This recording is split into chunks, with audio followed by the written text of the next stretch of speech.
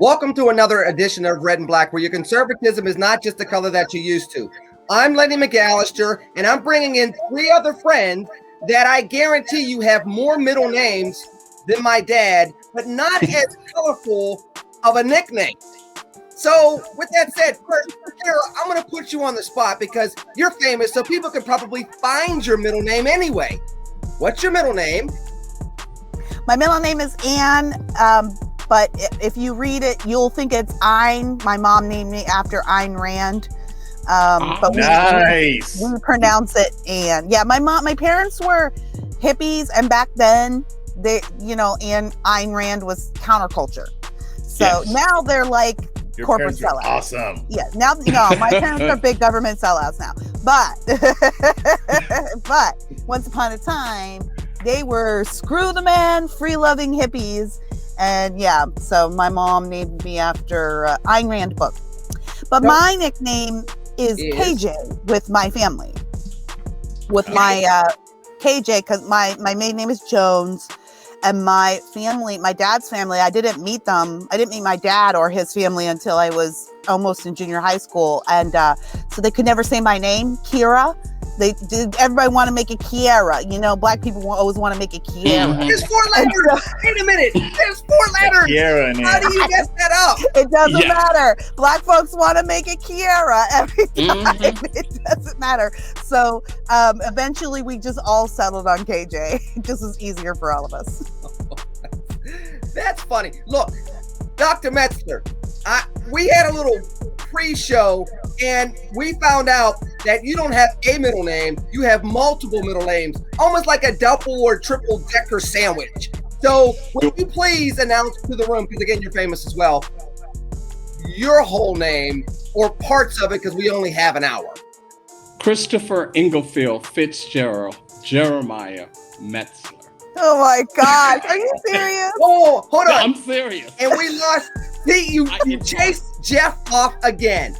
You chased Jeff off again. So I got to ask a couple questions to that. Oh, Number Jeff got bumped. Is that before or after the comma? Because when you have a name like that, there's a comma. It sounds like Bridgerton. Are you like the Duke of Hastings as well?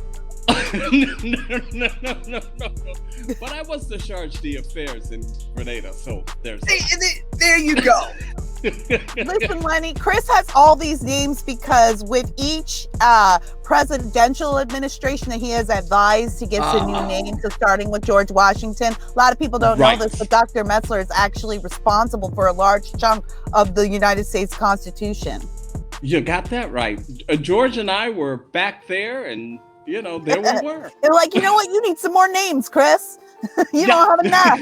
Exactly. So I like it. It sounds fancy. Plus, it seems fun as a parent to be able to pick a bunch of names for your kid. Right. It does. And it is. What they do in Chris's family is they do like Oprah. They're like, you get another name and you get another name. Holy cow. Good, great. But I know that for at least for the rest of the show, I have to call him Your Grace like they did on Bridgerton. Because apparently if you have a title, if you're not Your Majesty, you're at least Your Grace. I am trying to extend this as long as I can because again, folks, we've been telling scary stories before the show started. And because we have done that, and Dr. Metzler is all ginned up with his red wine, which is there's some type of double entendre joke in there, some kind of thing. But because of that, Jeff is like, I think I want to do the show. I think I don't want to do the show. And here he is coming back on saying, he made it back. I was about to say, you know what? Jeff's out. We will just move on without him. We don't know Jeff anymore. Look, I was putting up for you, Jeff. Jeff, hi. Oh my gosh. Yeah, right. You're back. There he is. Just saying, I really hope Jeff comes back. Yeah. Well, me and my internet company are about to have some problems. Okay, well, we shall soldier on. This is 2021, right? We do what we can. That's right. Hey, KJ, watch this. Even though I'm not really family, so I'm only going to do that once. Yeah, exactly. I'm not doing that again.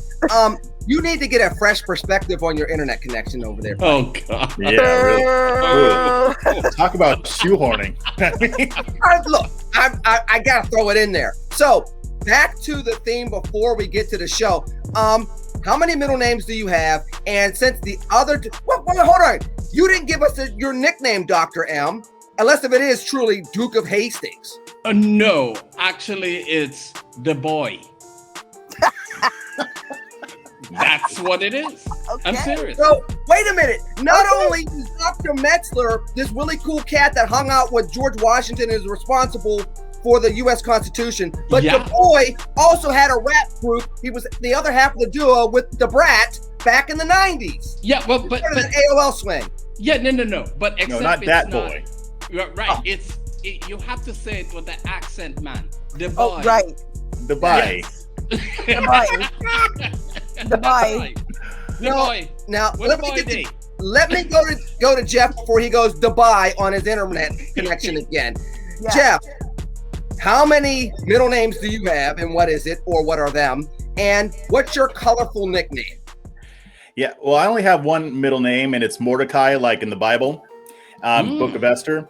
And Okay. I didn't really have a nickname, although my dad's side of the family, I'm named after my dad. I'm a junior. So my dad's side of the family, they call me Little Jeff, and my dad is Big Jeff, even though I'm nowhere near being little anymore. Well, Chris is not a boy anymore. Yeah, I would say that too. So there you have it.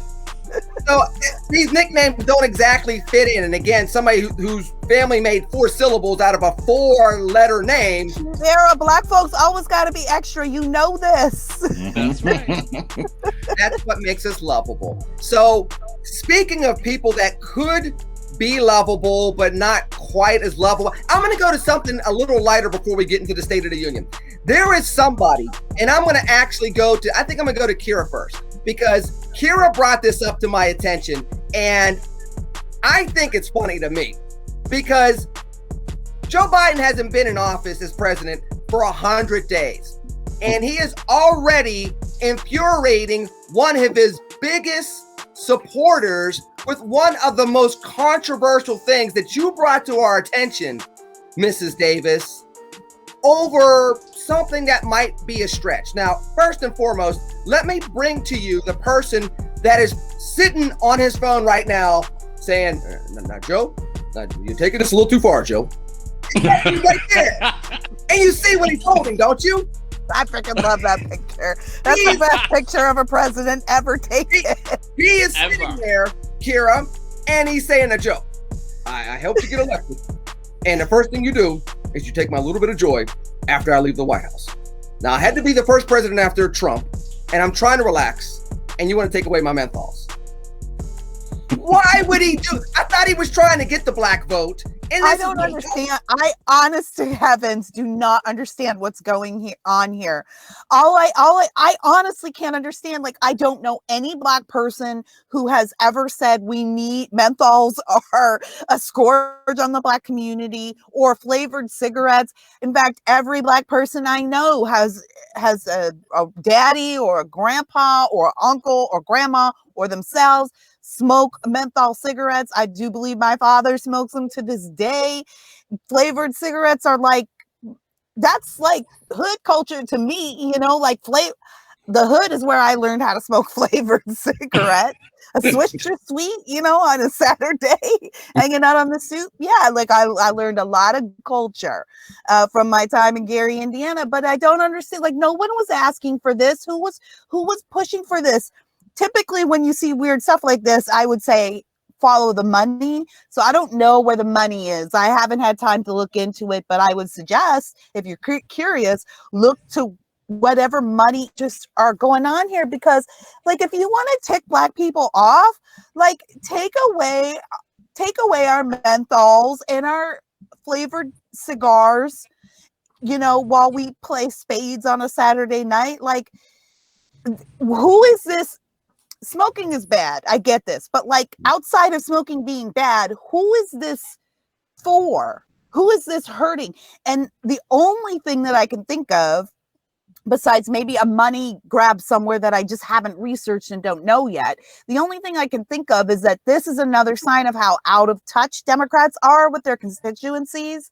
And they think that hey, look, we're doing all these things that are for your health.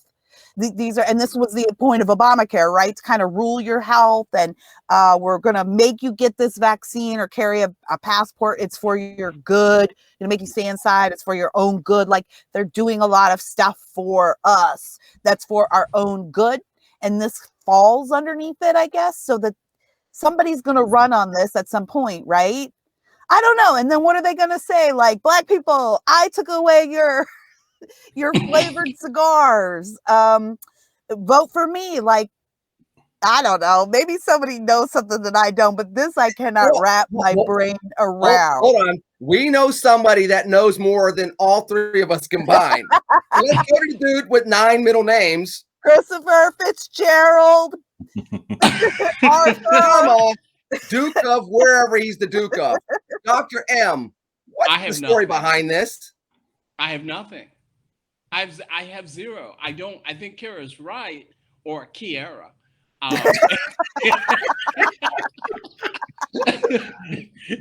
Is right.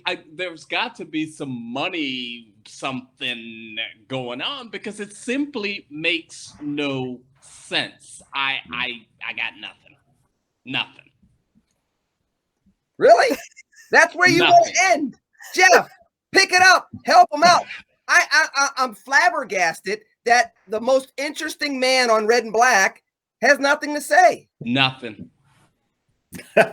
So, as a former Newport smoker in my 20s, this makes no sense, but actually it does make sense. This is virtue signaling, infantilizing bullshit. There is absolutely nothing to this. This is something that a bunch of civil rights groups got together based on what I read, were whining about this. And yes, menthol cigarettes are marketed to the Black community, but so what? People can choose what they want to have. And here's the thing. This could potentially be deadly depending on how this measure is rolled out and how it's enforced. We know how Eric Garner died, right? It was because he was selling loose cigarettes. A stupid law led to somebody's death, and this could possibly do the same thing. No sane person actually thinks this is a good idea, but here's the thing. It's showing just how far off the deep end these people are going. I mean, I wrote an article today, a satire piece that is blowing up this red state, called Biden Official Confirms Plans to Ban Fried Chicken and Grape Drink. Now, this isn't true. This is satire. But the Democrats have gotten so ridiculous that I am getting emails about it with my readers asking me if this is a real report or if I'm just joking. Because they know me. They know I like to mess with them a little bit. But it is absolutely absurd. I don't see how any Black person can, whether they like Biden or not, I don't see how anybody can look at this and think, what the hell are you doing? Who are you to tell me what I can and can't do? And I'm not promoting smoking. I'm not saying that. At the same time, it's none of your damn business. So whenever you create new laws or new measures, you create new criminals. Black people are going to smoke their menthols. They're going to find a way to do it. That's going to create a black market. It's going to create even more problems because that's what government does. And just one more thing. I actually talked about this on my first podcast episode for a fresh perspective. Yeah, I'm plugging, but I said, it was bad when I was plugging. Yeah, but I did it better. But we need to be careful whenever the government wants to do something extra and there's no good reason for it. Watch out, because that's going to lead to more suffering. And then the whole thing is weird too. Like, the idea, like, Jeff is absolutely right. Like, Black folks are just going to go figure out another way to get their menthol cigarettes. It's not like we're hustlers. We know how to do this. We get around your stupid rules all the time. This isn't helping anybody, and nobody's asked for it. And what is going to happen is if this were to go through, most Black people wouldn't even know. Because most people aren't watching the news. Most people don't even know what the administration is up to. They won't know until the next time they try to go get the cigarettes. And then the store owner is going to have to be like, oh, sorry, it's the law. And then Black folks are going to be like, what? Shoot, I'm not voting for this person again. It's but I tell you what, weirdest thing. Like, we don't have anything else going on right now. Go ahead, Chris, because I'm gonna throw something on this fire. But go ahead, Chris, real quick. Yeah, no. I'm just gonna say this, and I want to be absolutely clear about this. If they ban fried chicken, I'm marching on Washington. No, we're revolting. This will make January 6th look like Sesame Street. Oh, there you go. And I'm telling you right now, with the responses I'm getting, a lot of white conservatives will be joining too. We will be taking up. Let's go. That if you want an issue to unite America, and listen, the Davises will be leading the charge. Yeah, ban some fried chicken. See what you get. Yeah, ban that fried chicken and find out. I want to put a joke in there. I'm going to leave it alone. I'm going to throw a log on the fire. Is this what the administration is calling doing something for Black America? I was going to say that too. I don't think that everybody, what they were talking about last year when they were talking about uplifting the community and making us on equal footing, I don't think banning menthol cigarettes was what they were talking about. And even from that perspective, if one wants to take that approach, Jeff, doesn't this look really bad? If this is what I did something for the Black community, I took away your new food. You just gave me my next tweet. For illegal immigrants, we're going to give you 11 million illegal immigrants a pathway to citizenship. We passed anti-Asian hate crime legislation. What'd you do for Black people? We banned menthols. How stupid can we be? How stupid is this? It's the most ridiculous thing I've ever heard of. Kira, this is why I'm saying there's got to be some money somewhere that we don't know about. There's got to be some kind of policy or some kind of think tank that is making a deal, or China's got their hands in menthol or something is going on here that we don't see under the surface, because on the surface it is patently ridiculous and yes, infantilizing. And no, Black people aren't asking you to take care of us like this. We have way bigger problems than whether or not we can buy menthols in the store. Dr. Metzler, this is what he wants to have in the headlines right after his first State of the Union address. I mean, the timing is amateurish at best. And this is a dude that literally has been in the U.S. Senate since the year I was born, and now is president of the United States. And this is political timing. But you're missing the point here, which is he doesn't know that this is happening. He read from the teleprompter that it's happening. I'm with Chris. I don't think he does really know what. I honestly do not think that the president is abreast of his own policies. I do not believe it. I don't. No, I think you're overthinking this here, PJ. No, he probably does know, because Barack Obama probably called him up like, hey, what are you doing? You saw that. I mean, look, let's just be honest. If he didn't know when he was reading the teleprompter, I guarantee you the bat phone rang when he got back to the Oval Office. And it was a phone call from either the South Side of Chicago, Martha's Vineyard, or Hawaii, with somebody that was pretty upset about this news. Yeah, and then 2 seconds later, he forgot about that. I mean, I agree. I agree. I do not believe that Joe Biden actually knows the things that he's proposing. So let's pivot into the State of the Union address, because there was a lot in there, and I'm going to be jaded in this question, and I'm going to go to Jeff first with it, but I'm going to go around the room. Obviously, if there was one thing other than this eventual menthol ban that came out over the last, couple of days after the State of the Union, what was it that really had your eye? And something that you're targeting, saying, whoa, this is a little bit too much. Somebody needs to step back on this right now. What stood out to me the most, I mean, obviously the spending that he wants to do, and talking about how the January 6th riots were the worst attack in American history, and all that stood out. But what stood out is what he didn't say. He talked about immigration, but did you notice that something was missing? We have a situation at the southern border right now. Did he talk about that? Did he lay out his plans for dealing with it? Did he even mention it? He forgot. No, he didn't talk about it at all. The Biden administration they have been avoiding talking about this since it began. They've been lying about it. They've been downplaying it. Circle Saki keeps trying to spin it, but they stopped Border Patrol from talking to the press about it. They don't want to talk about this issue. And this should have been something that he should have been talking about, because I guarantee you it was on people's minds, and he didn't mention it once. Not a single sentence about this is how we're going to solve the problem. because they're not going to solve the problem. He put Kamala Harris in charge of it, and she's talking about outsourcing it to the UN and seeing that if they can help take care of it. This administration, this crisis is going to get worse and worse and worse. And I'm telling you, it is going to be one of the blackest stains on this administration because they continue to mishandle it. And at this point, the media isn't even covering up for them as much as they normally would on this issue. Well, and Kara, they're not pressing them. Before I ask you what stood out to you the most in the speech, let's go back to something that Jeff said that I think if you are the president in an administration after Trump and the type of sentiment that Trump brought in, particularly America First, and you have this floating of the balloon of maybe we'll get the UN to help us at the southern border, don't you think that's a great way to really lose the 2022 midterm elections and really end up losing the White House if you're a Democrat, to even have that even be floated out there as a trial balloon?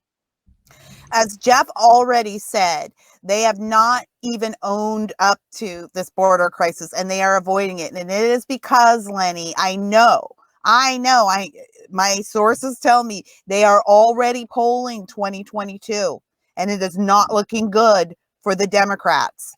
They are failing on what they consider every mandated issue look, guys, you know what? I'm just going to say it. The Democrats didn't win in 2020. So that's why none of these policies are hitting. That's why none of these policies are popular. That's why even the media can't cover up the disappointment at large of the American public and why 2022 is polling so bad. I don't think they won in 2020. And so that's why this isn't ringing true among Americans, because Americans didn't really vote for this. I said it. You said what you said. I said what I said. All right, Kiara. So Kira, let me ask you this. What is... I hope we don't get banned. We're going to get banned off YouTube. Yeah. Oh, well. Yeah, well, you know, us and Menthols, we're in good company. With that said, let me ask you this question. I didn't say the D word, so don't you dare grab your glass yet. Talking to you down there, Duke of wherever. What was the thing that stuck out in the speech the most to you, Kira?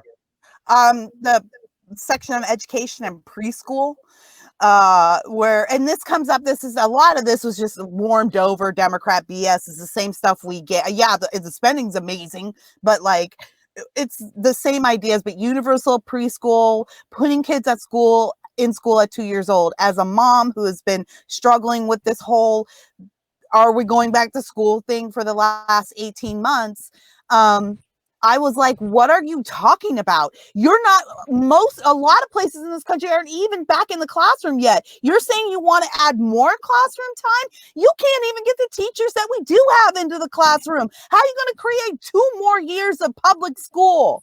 You can't even open the public schools that we have now. And you want us to have more public school so that the parents can sit at home pulling their hair out because we're not going to school? Screw you. It was the most ridiculous thing that I had heard in a long time. The idea of creating more school when we have had the worst public school year in the books, as far as I'm concerned, since the United States has had public school. I'm in California. LAUSD teachers still don't want to go back to school. You know what they're doing in LAUSD, you guys? They're making 5-year-olds take COVID tests every week to go back to school.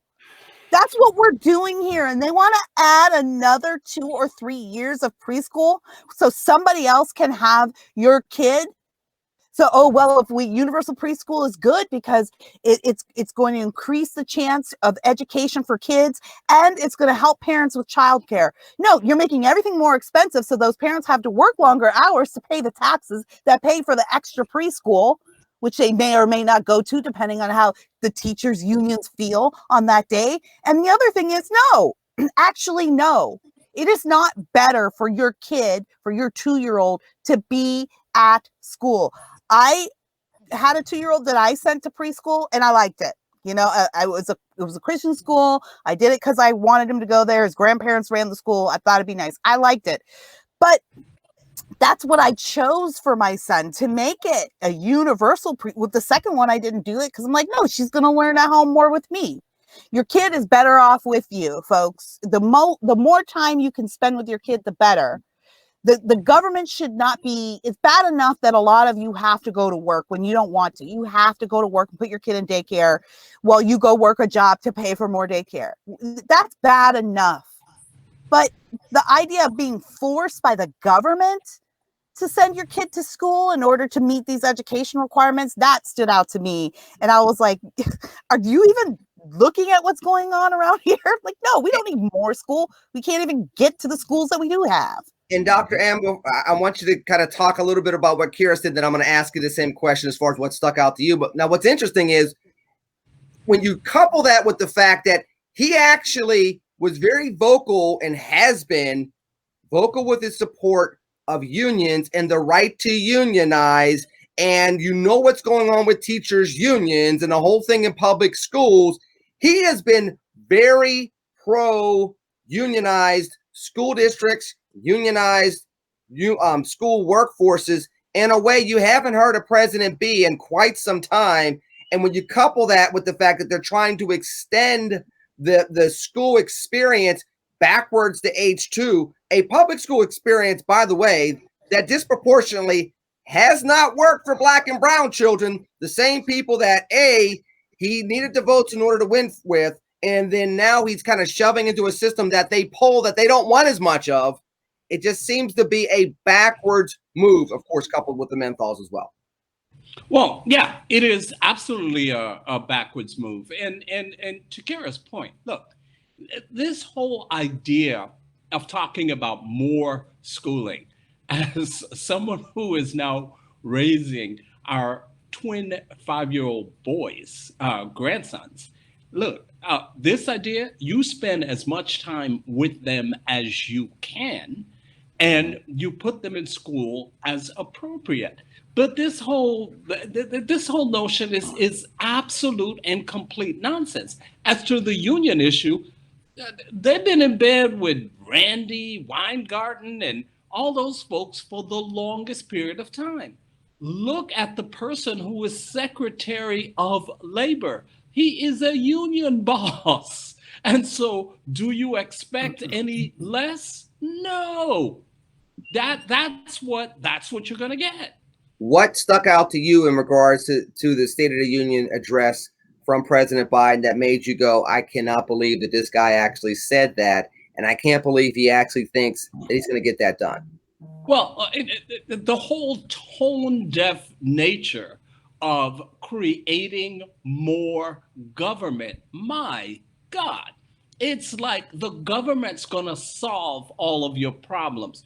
Don't worry, you don't have to work. If you think that you have COVID, stay at home, or you think you may catch COVID, you can stay at home and get unemployment.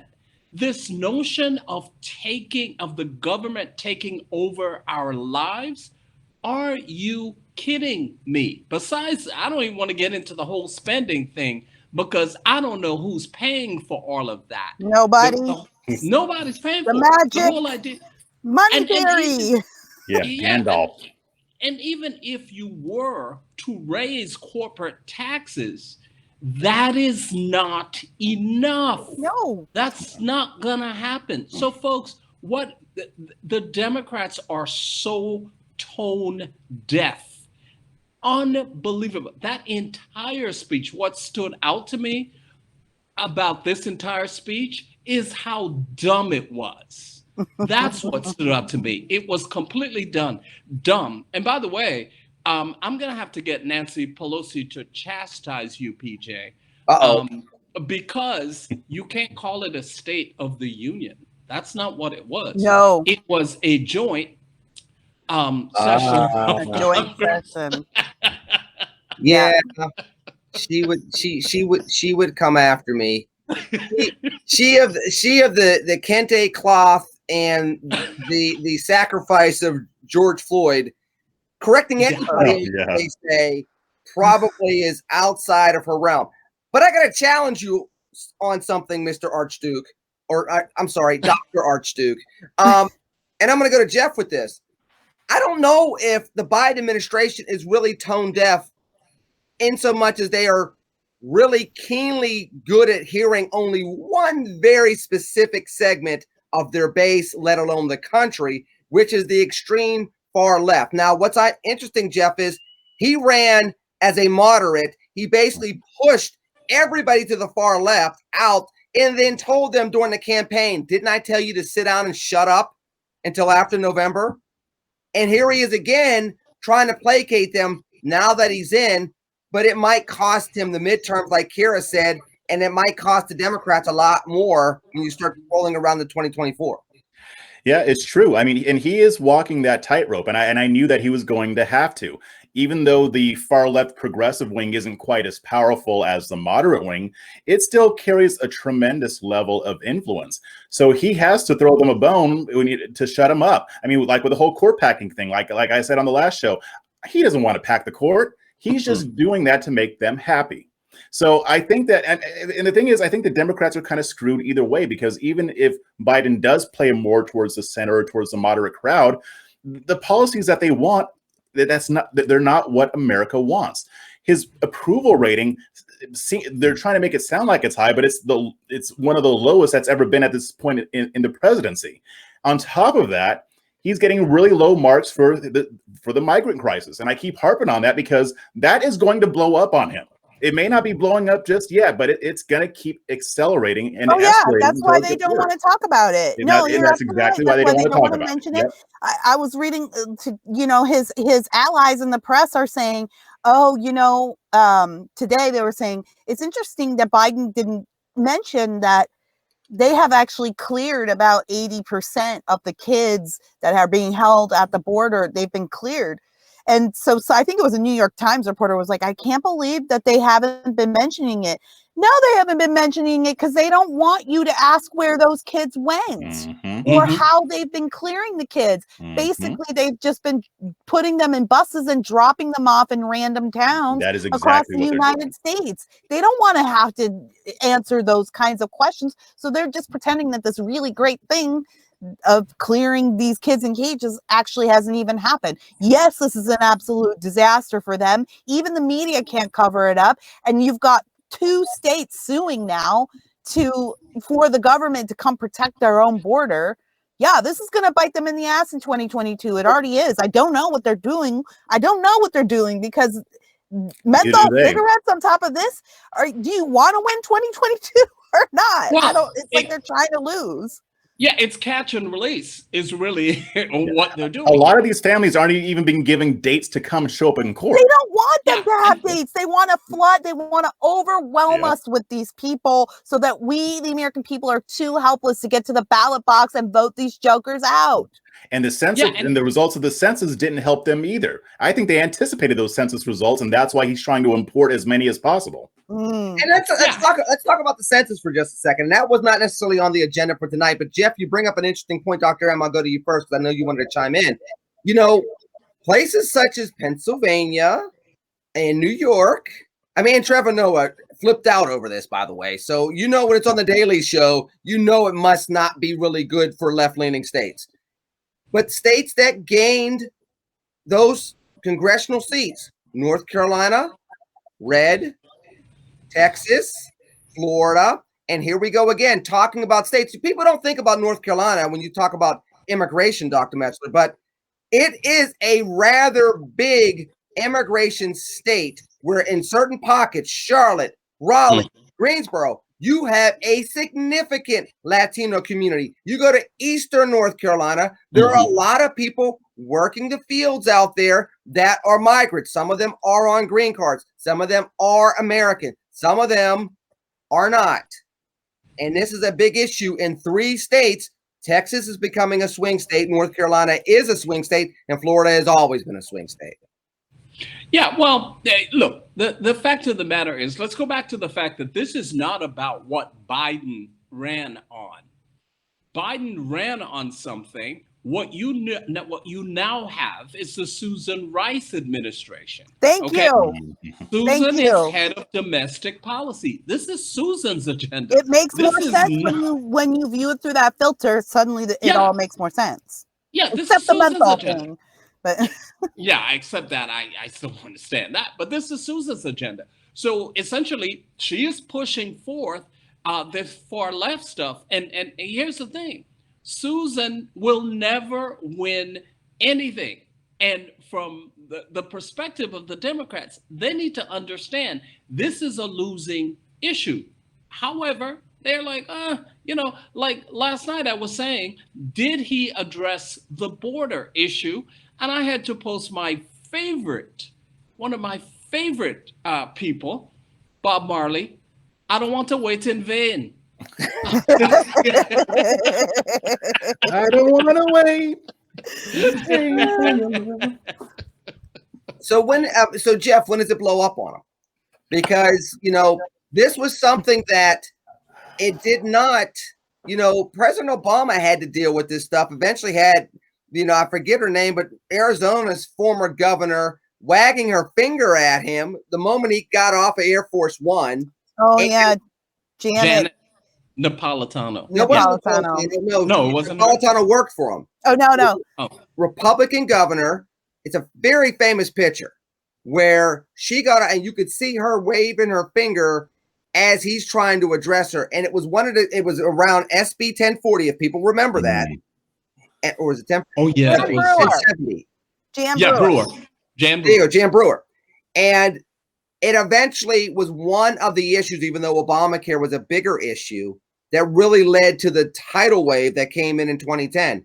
Jeff, is this going to be something that really does blow up on President Biden and the Democrats in 2022, considering, and this is something that's different than what Obama had to deal with, considering that the America First president has been in office for 4 years and has left? It's a different tone. It wasn't a leading issue in 2010 because Obamacare was the leading issue. Now the country's been conditioned. That swing voter has been conditioned to look for these type of issues, and now it's sitting there festering. What do you think? Yeah, I think it will blow up on them. I think, and I don't think it's going to take that long. It may not happen tomorrow, but it's not going to take that long. Once people find out what's going on, because here's the thing, as much as people didn't like Trump, even the people who didn't like Trump didn't really have a huge issue with his immigration policy. They may have some issues here and there, like maybe with kids in cages and stuff like that. But in general, people liked his stance, his approach, his tougher approach to immigration, saying we need to get this under control. People on the left and on the right agree that we need to get this under control. Biden is not getting this under control. He's making it worse. And while it may not be splashed across the news coverage right now, at some point, it's going to have to be. People are going to find out that we're doing catch and release again, even more so than we were before. All these unaccompanied minors. Then there's a human trafficking issue, which I think is starting to get more attention. And as more people understand the evil that human trafficking and sex trafficking is, and they see that what Biden's doing is leading to more of that, it is going to blow up, and I think it's going to cost them in 2022. But like you said, I think that this could stretch into 2024 when Kamala Harris has to run, and she's going to get skunked because she's the one who was appointed to take care of this. She's not going to take care of it. She's completely inept.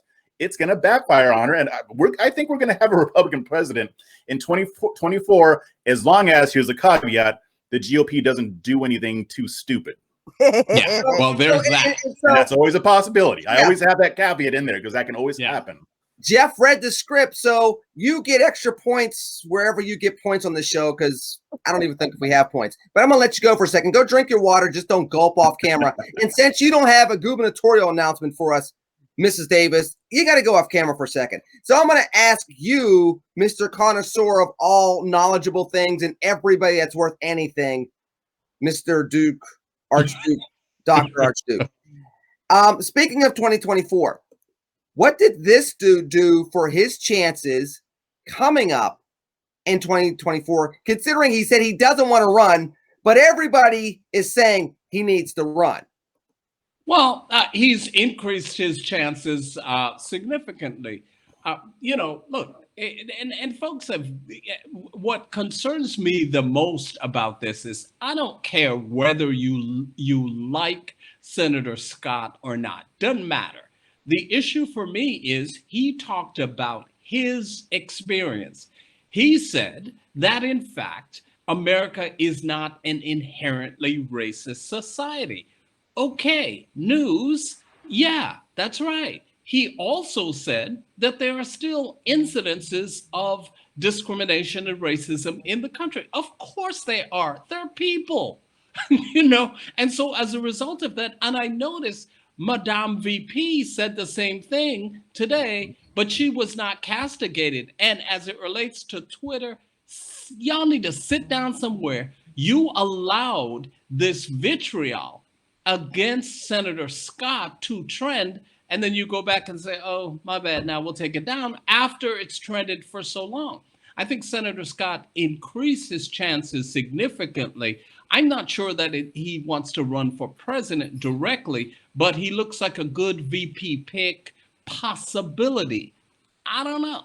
It depends on who's top of the ticket. I think if Nikki Haley is, yeah, which I don't think she will be, but there you go. I think he's, let's hope not, because if she does. No, she's not going to make it. She blew it. Yeah. No. Yeah, so I think he's increased, not necessarily 2024 as much as increase his standing in the party. I think that's the more important thing than the presidential ambition. Kiara, what do you think? Yeah, I agree with Chris. I don't think he wants to run. I've been pushing Tim Scott for a presidential run for a long time. And so you know how it feels, by the way, to push a candidate that won't jump into a race. I know. Well, I don't know. I'll try a little harder, but I know I think that he's not the kind of guy that wants to be bothered with all of the stuff that comes with running for president, which probably makes him the perfect person to run for president. Yeah. But that being said, I was listening to that speech and I thought this is a master class in what how the GOP should be responding to everything. They should have a Tim Scott out messaging every time the Democrats get on some big platform. There should always be a rebuttal. It doesn't matter if it's an official speech. There should always be an official rebuttal because of how hard the Democrats are flooding the zone with, to use their term, misinformation these days. So the GOP needs to get in the game of messaging, and they need to be okay with it. And one of the things I loved about Scott's speech was that he directly refuted all this stuff. It wasn't vague stuff. Like all of the stuff that Trump proved to us can work for the voter, which is telling it like it is, calling a lie, calling a liar a liar.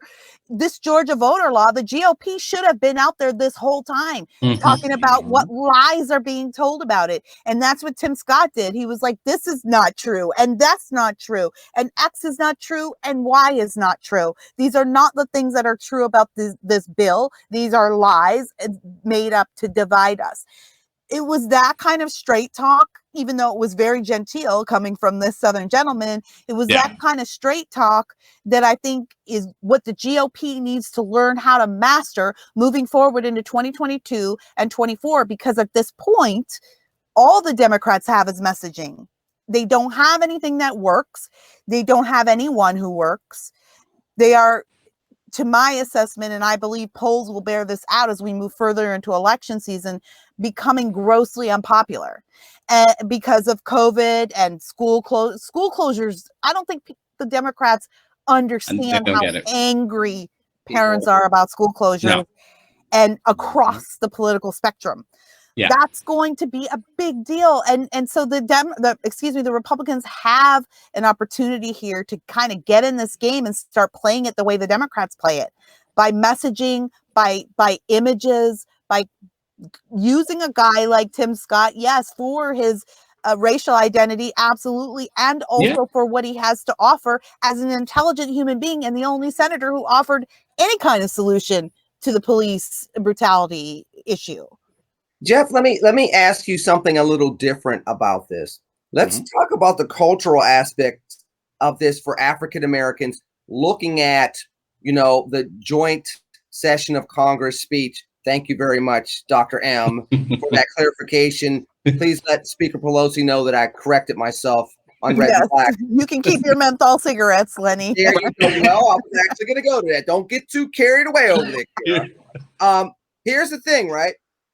If you're an African American you've seen people throw all kind of hate towards Tim Scott, an African-American Republican in the Senate that has spoken on racial issues and has tried to be a solution crafter. And you've also seen a Democratic administration tell you that the way I'm going to help you as Black people is take away menthol cigarettes, try to lock you into bad schools, and extend the period of time through which your kids are exposed to the very schools that, by way of polls, you'd like school choice to get you out of. If you're an African American in April of 2021 or on May 1st, 2021, as when this is going to air, how do you feel about all this? Because it seems like you're still stuck between a rock and a hard place, even though, you know, Orange Man Bad is no longer in the White House. Yeah, I mean, I think the rank and file Black people who pay attention to politics are probably pretty frustrated right now. They may still, you know, like Biden and some of the things that he's doing, but I don't think that the rank and file Black person looks at Tim Scott the way that the Black progressive elites do, the blue check marks on Twitter, because they hate him. And I honestly think it's because, and I know this sounds cliche, but I think that they actually think he poses a threat because he's willing to talk about race and not pretend like it doesn't exist. They want him to be Black conservative ink so they can just say, oh, see, he just downplays race. The fact that they had to lie about what he was saying and say, oh, he said that there's no racism. No, he didn't. And any sensible Black person can see that he didn't say that. Even if you disagree that the United States isn't a racist nation, you can't say that Tim Scott was downplaying racism because he talked about his own experiences. On top of that, what a lot of people don't know is that Tim Scott talks to the Black community where he is and elsewhere. He reaches across the aisle. He's friends with Cory Booker and Senator Spartacus and all that. He's worked with them. And even with the Opportunity Zone initiative, he sat down with a lot of different Black business leaders. He sat down with Killer Mike, T.I., stuff like that. I'm not saying that, you know, he's all well beloved in the Black community. I'm just saying, unlike others, he can actually sit down and talk to Black people, and whether they agree with him or not, they can tell that he actually cares about the Black community. So I think that the far left progressive Black types are underestimating him, but I do think at the same time, on one level, they might be kind of concerned, which is why they attacked him so strongly after he made this speech. So as for, you know, what his role will be in the party, I'm with Kira. I don't think he wants to run. He has said it before. And honestly, I don't think even if he did run, I don't think that the base would nominate him. I mean, where the base is at right now, they're not good. I mean, for better or for worse, they want the theater. They want the theatrics. They want the performative politics. That's why, you know, Marjorie Taylor Greene is popular and Lauren Boebert and the rest of them. Tim Scott doesn't mess with all that. He doesn't have time for that nonsense. He actually wants to get stuff done. He's not. I mean, he has his clap acts when he needs to, but he's not. But he's not a Trump-like figure. So maybe vice president if he wants to, but I don't think they're going to support him like that. But at the same time, he can still do a lot of good in the Senate. And that is the other consequence of what I deem, my opinion, of us not being able to live out this election cycle organically, because we would have had 4 more years of bombastic Trump, and then America would have had the opportunity to get sick of that. Right. But we didn't get that opportunity. So you're right, Jeff. It's lengthened the time, because I actually wrote an article last year before all of this saying, look, when we're done with Trump, we're going to be ready for a president, Tim Scott, imagining that Trump had another 4 years. The idea being that people are going to tire of this rhetoric and this level of intensity, and they're going to want to go back to traditional diplomacy. And so I think that opportunity has been robbed from us with all of these election shenanigans. If we were going through this organically, I would believe that the next president would be a more diplomatic guy. But let me go into this real quick, Dr. M, before we have to wrap up the show. I want to get back to where we are as a Black community by the examples of what we saw this past week, which is, you know, you're stuck between some value signaling or some virtue signaling on one side, and people just, you know, Pavlov dog reacting to Tim Scott just because on the other side, it doesn't leave any space for Black people to get anything tangible done. So it's almost the same argument we keep talking about in Black America. Where's the natural space where political work can lead to policy wins that can help Black America move forward? Because this week shows us that we still don't have a space that really works for us in a very tangible way, at least to me. Well, and that's why we have Red and Black. Frankly, it's the opportunity for us to be able to raise those discussions, to have folks think about this. And look, by the way, as much as they have been criticizing Tim Scott, I didn't hear much made today about the fact that he sat down with George Floyd's family today. Mm-hmm. I ain't hear nobody talking nothing about that. Well, because they don't really care. I mean, they don't care about George but Floyd's that is family. exactly the point. That is exactly the point. They don't care but when you had Jeff's ex love interest, the vice president. Which one? When she was on the phone calling the family of George Floyd, then that's fantastic. But I think platforms like specifically Red and Black is the opportunity to help in that process. This is what we have, and this is what we have to use. And Kara, are we making any progress with any of this in regards to showing Black America a more diverse platform through which we can get policy wins? Because again, we're extolling Senator Scott by saying he's not about the drama, he's more about the wins. But we've talked about this on Red and Black before, where it seems as though America, and dare I say in this instance, Black America, is more inclined to get into the clapback and get really excited about that than how are we putting those steps down in order to get stuff done. I muted myself to help you guys out because I was coughing. My bad. This is an internal problem. This is one of these internal issues, right, that we really can't look outside the Black community to solve. And when we have our own private conversations, when we're sitting around our own kitchen tables, these are the things we talk about. We talk about how do we make ourselves more aware? How do we make our kids educated about finances, about how do we become an education-driven culture? How do we address budgeting? How do we address our place in the government? These are issues that unfortunately in the Black community, for a myriad of reasons that could take a whole other show, but regardless, we do still struggle with making these norms in our community, making the idea of being politically involved the norm in our community. We struggle with perceptions, how we judge each other and treat each other for, where we work or where we went to school. Like, we've got our own issues within the Black community. And to me, this is one of them. To me, this is actually not an external issue, because the Democrats have proven that if you're willing to go out there and play the game, they'll give you space. So the space is there. The issue is who's filling up the spaces. And it's one of the things that I always deeply respected about the civil rights activist Stokely Carmichael. It's one of my favorite things, and it kind of got him canceled from the movement. But what he said was, Black folks, we should not be rushing into government. We know we have a place here and we want this place, but we don't know anything about government. We've never been included in it. So we need to educate ourselves. We need to start building programs. That's kind of how the NAACP started. Like, we need to start building programs to start training and educating Black children to become adults, who become politicians, who can go in and know what they're doing and really make change, not just do lip service so you can get a few handouts, from the real people in charge. So we still have a long way to go. And these are issues that we need to be talking about on a community level, how we do that right at the grassroots level.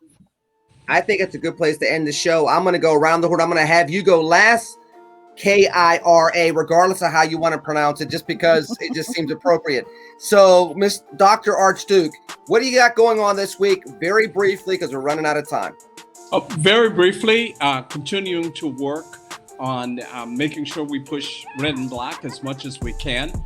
This is the place to be. This is the present and the future. So that's my major push this week. And remember, everybody, every time you hear a bell, an angel gets his wings and Chris gets another name.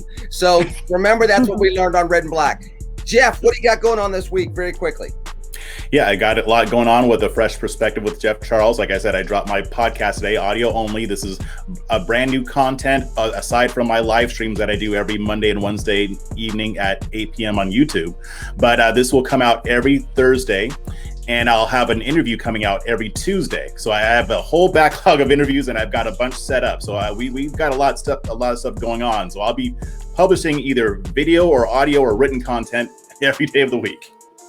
He is just this mega star emerging, but of course he's not as big of a star as her. So her. No, and I'll make sure of it. I'll make sure he never catches up to me. We gotta manage expectations. Such as, hey, Kira, I'm gonna manage your expectations. You don't have that much time to brag on yourself, so just listen to yourself and keep going. My podcast is Just Listen to Yourself with Kira Davis, available wherever you find your podcasts. Of course, please subscribe to Red and Black and share it. That helps. And you can find my writing over at Red State. Follow me on Twitter at Real Kira Davis. And if you want to hear more from me, join my community over on Locals, davisnation.locals.com. It's an opportunity for us to connect on a more intimate level, instead of just a Twitter exchange or whatever, can have actual conversations. And there are actual, real, deep conversations going on over there right now because it's a safe space. There's no censorship. So it's actually we're having a lot of fun. The one thing I love about doing Red and Black with these three folks is the fact that it's not just that they're really good at creating content, but they're really good at creating really good content. These are not folks that are just sitting there throwing out the talking points. These are the people that are the thought leaders. So Kira, thank you for what you do. Jeff, thank you for what you do. Dr. M, thank you for what you do. And we appreciate all of you all watching Red and Black each week, retweeting the clips, retweeting the show, asking more people to subscribe. We are building out the platform. We got some exciting things going on behind the scenes. So stay tuned, share the word. In the meanwhile, enjoy the weekend. We will catch up to you again next week. In the meanwhile, hit us up, engage us throughout the week. Find those of us that write on Red State, find us there. And as well, just continue to know that you can get what you need here, where your conservatism is not just the color that you used to. Here at Red and Black, TCNGB. Take care and God bless. Peace.